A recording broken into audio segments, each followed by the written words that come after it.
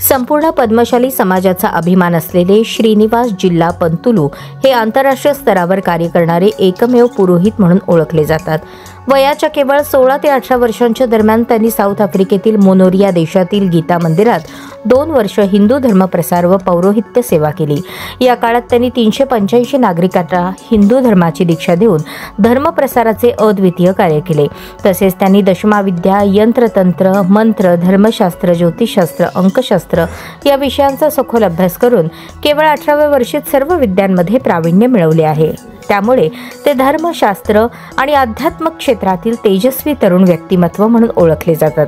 जिल्हा पंतुलू परिवाराचा हा 5व्या पिढीचा धार्मिक वारसा असून अखिल भारत पद्मशाली पुरोहित संघाचे राष्ट्रीय अध्यक्ष वेणुगोपाल जिल्हा पंतुलू हे श्रीनिवास यांचे सुपुत्र आहेत। सोलापुरात त्यांच्या आगमनानंतर विविध सामाजिक संघटनांच्या वतीने त्यांचा भव्य सत्कार करण्यात आला।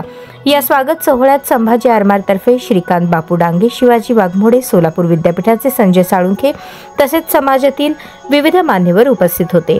अटकेपार धर्माचा झेंडा फडकावल्याबद्दल जिल्हा पंतुलू परिवाराचे सर्वत्र कौतुक होत असून त्यांच्या कार्यामुळे केवळ पद्मशाली समाजाचाच नव्हे तर संपूर्ण हिंदू समाजाचा अभिमान वाढला आहे। आज आमचे मार्गदर्शक गुरु पंडित वेणुगोपाल जिल्हा पंतुलू यांचे चिरंजीव पंडित श्रीनिवास जिल्हा पंतुलू यांनी 2 वर्ष साऊथ आफ्रिकेमध्ये हिंदू धर्माची पताका फडकवत ठेवण्यासाठी, हिंदू धर्माची महती याचा प्रचार प्रसार करण्यासाठी 2 वर्षाची सेवा बजावून आज ते सोलापूरमध्ये परत आलेले आहेत।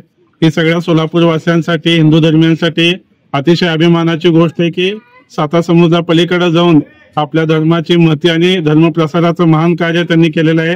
त्याबद्दल आम्ही त्यांचं मनस्वी अभिनंदन करतो आणि सगळ्या मित्र परिवाराच्या वतीनं, संभाजी आरमारच्या वतीनं त्यांचं या ठिकाणी आम्ही स्वागत समारंभ केलेला आहे आणि येणाऱ्या काळामध्ये अशाच पद्धतीने धर्माची सेवा त्यांच्या हातून घडत राहो अशी आई जगदंबे चरणी प्रार्थना करतो। नमस्कार, मी आल्यानंतर मला सर्वांनी स्वागत आणि शुभेच्छा अभिनंदन दिल्याबद्दल मी सर्व माझ्या मित्रबंधूंना आणि काका वडिलांच्या समान असलेल्या सर्वांना अभिनंदन देतो। धन्यवाद।